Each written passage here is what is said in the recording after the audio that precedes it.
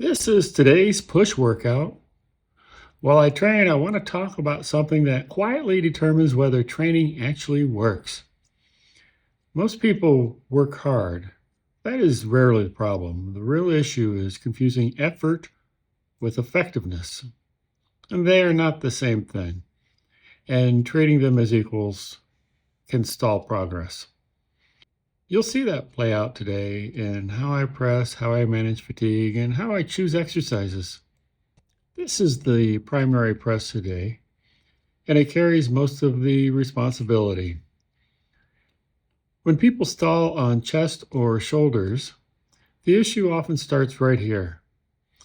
Heavy pressing demands effort, but effectiveness depends on consistency. That means the same setup, the same bar path, the same control from rep to rep. When weight gets heavy, it becomes tempting to rush the descent or shorten the range. That increases effort, but it also shifts stress away from the target muscles. Effective reps look almost boring. They take longer, feel heavier in the right places, and allow progress to repeat. Grinding one heroic set feels good in the moment. Building multiple clean, repeatable sets that you can recover from is actually what moves things forward. Dumbbells serve a different purpose than the barbell, and that matters. After heavier barbell work, they can help clean up what the bar does not. The instability forces each side to work on its own. That makes uneven effort obvious very quickly. You'll hear a lot of strong opinions about tempo here. Some people swear by 1 second up or 2 seconds down. Others slow the negative to 6 seconds or more. I don't get very dogmatic about tempo. What matters is intention. I want the weight moving under control, with the chest doing the work. And for me, that usually ends up about 1 second up and about 1.5 seconds down. But that pace is not a rule. It's just the speed that lets me keep tension where I want it without rushing or stalling. When reps start speeding up or drifting, that's usually fatigue talking. And at that point, effectiveness drops, even if the effort stays high. This movement works best when each rep looks and feels repeatable. That's what allows progress over time, even when load stays the same. Flies play a different role than pressing, and that role is specific. They are here to load the chest through a long range with consistent resistance. Pressing is excellent for overall output. Flies help keep tension on the chest, where presses tend to lose it, especially near the top. People often talk about the pump here, and I understand why. A good pump feels great, and even Arnold talked about enjoying it. The problem is that the pump fades quickly. Tension applied well is what sticks around. What matters more is controlled movement and tension held in a stretched position, and that requires patience and restraint. Momentum makes the set feel more exciting, but it spreads the work away from the chest. Slowing the rep down keeps the resistance where it belongs. If flies turn into swinging handles instead of loading the chest, they stop doing their job. This work does not look impressive, and it's not supposed to. Its value shows up over time, filling in progress that heavy pressing alone often misses. Lateral raises absolutely build delt size. They just get there differently than presses or rows. The side delts grow best when they stay under tension through a controlled range. They do not need heavy weight. They need clean reps repeated over time. This is where a lot of people lose effectiveness without realizing it.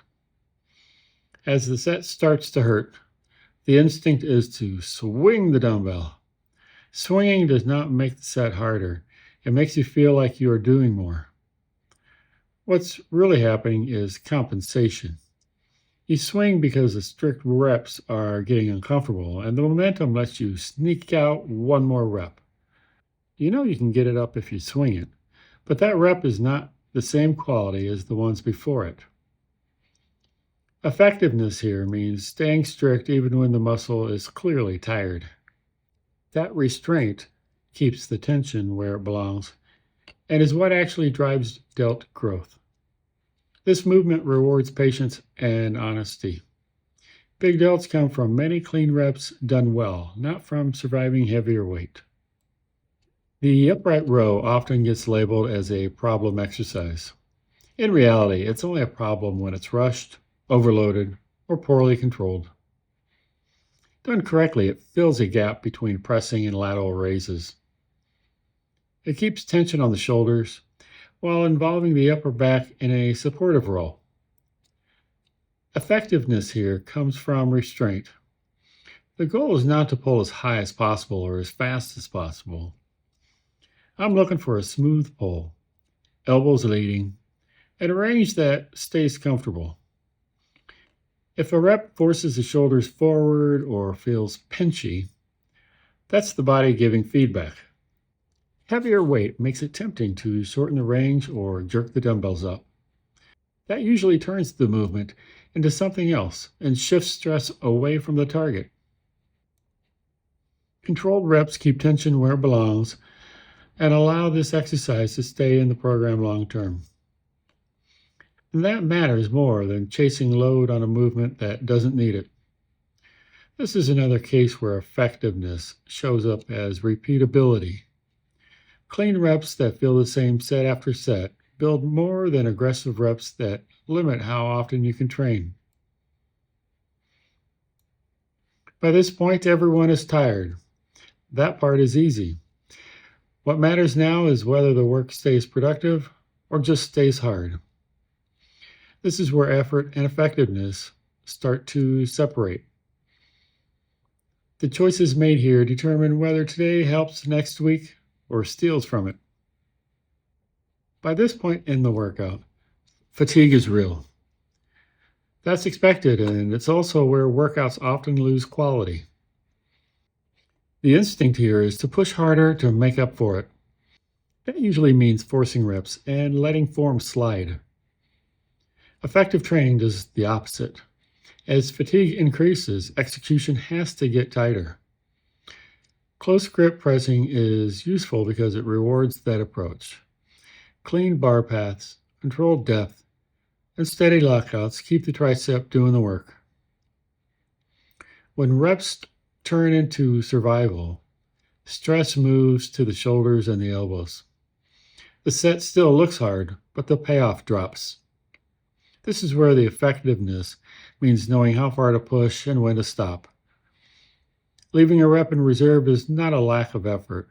It's a decision that protects progress and keeps the next session productive. Good training does not end with emptying the tank. It ends with work that you can recover from and repeat. This is a simple movement, and that's why it gets rushed.